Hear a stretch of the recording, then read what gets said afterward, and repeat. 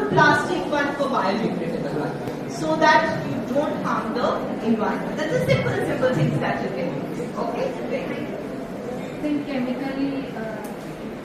chemical fertilizers and all. Yes. Try to limitize the use of chemical fertilizers.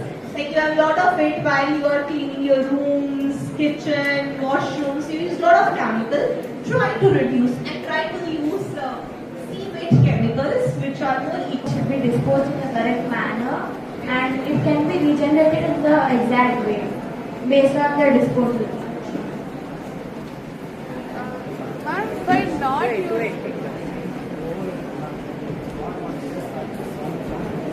ma'am, we can reuse. Ma'am, we can reuse so many things and we should stop over exploiting products.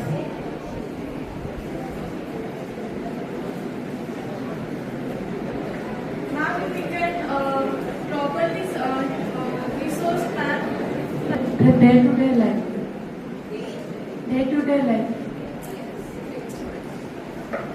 So is there anyone from here?